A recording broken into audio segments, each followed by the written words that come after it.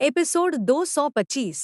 अनंत remote ocean के ऊपर 5 रंगों के लॉस का एक विशाल भंवर उतर आया, इतना बड़ा कि अरबों मील तक फैल गया। उसके केंद्र में स्पेस का ओरिजिन खुद एक दिव्य झरने की तरह नीचे बह रहा था। नीचे खड़ा था लुओ फेंग, और उसी पल उसने ब्रेक थ्रू कर लिया।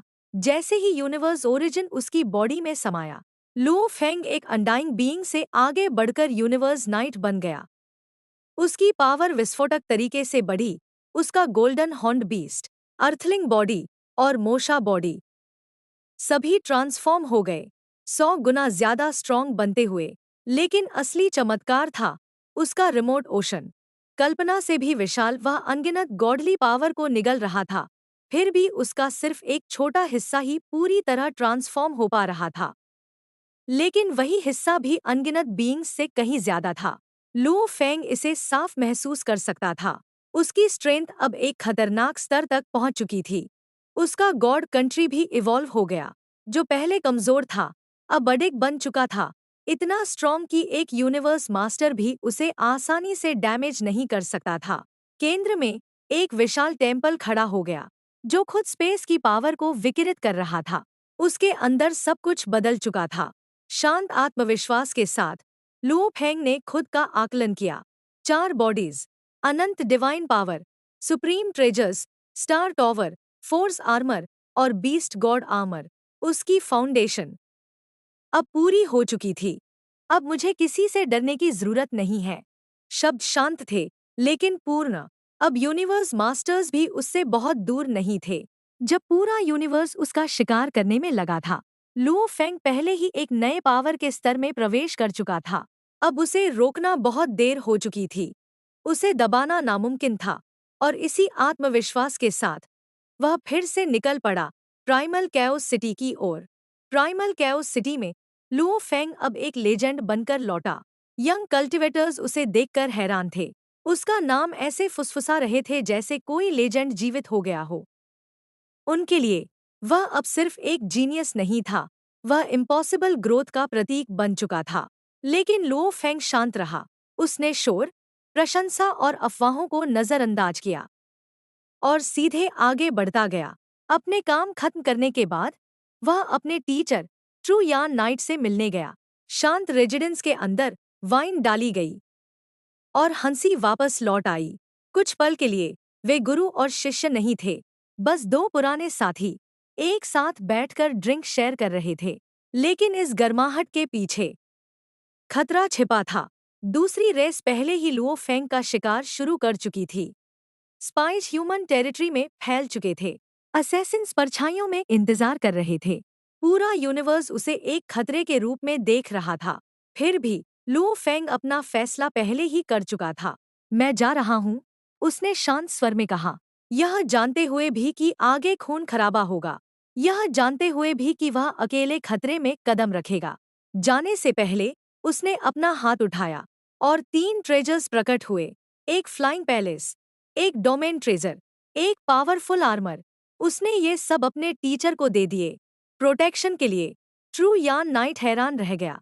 उसे शुरुआत में उनकी असली वैल्यू का अंदाजा भी नहीं हुआ। लेकिन लुओ फेंग रुका नहीं। वह तुरंत चला गया, क्योंकि अगर वह और रुकता तो उसका टीचर शायद इन्हें लेने से मना कर देता। सिर्फ एक कदम में वह गायब हो गया। पीछे रह गए ट्रू यान नाइट को तब समझ आया, ये कोई साधारण ट्रेजर्स नहीं थे, ये अनमोल थे। और उसके शिष्य ने इन्हें बिना झिझक दे दिया था। कमरे में सन्नाटा छा गया। फिर एक शांत एहसास उभरा। लुओ फेंग अब उससे बहुत आगे निकल चुका था, सिर्फ ताकत में नहीं, बल्कि दिल में भी।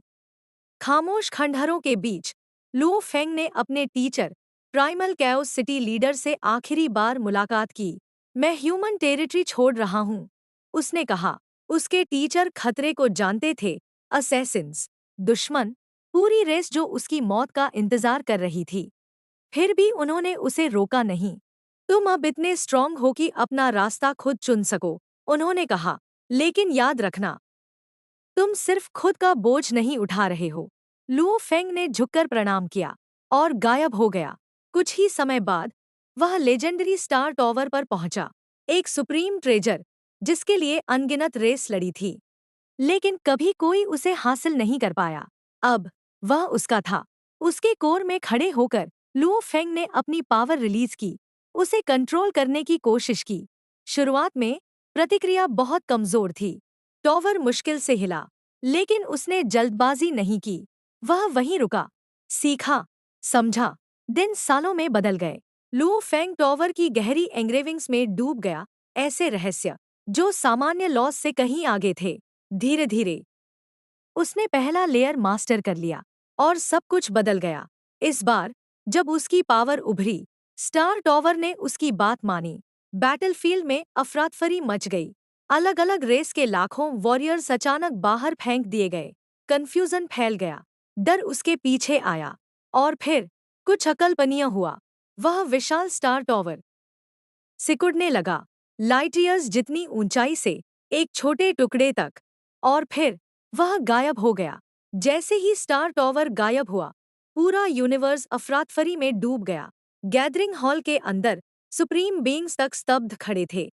ह्यूज एक्स क्रिएटर ने गंभीर स्वर में कहा, स्टार टॉवर ले लिया गया है।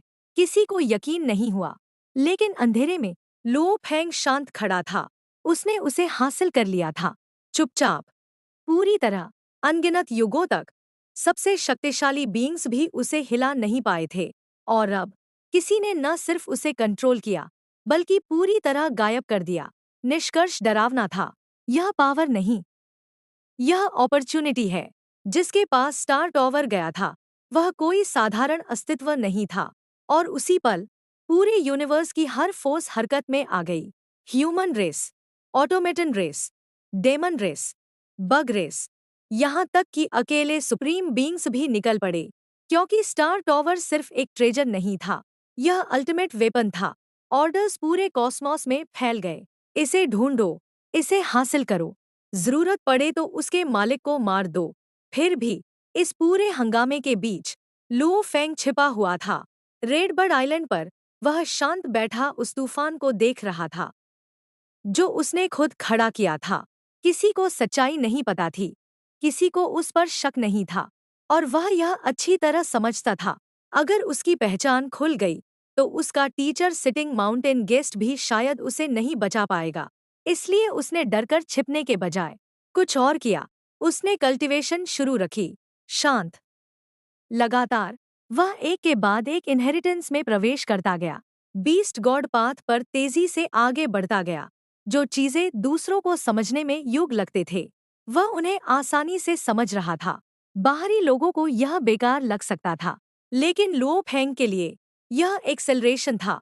उधर उसके दुश्मन बस देखते रह गए।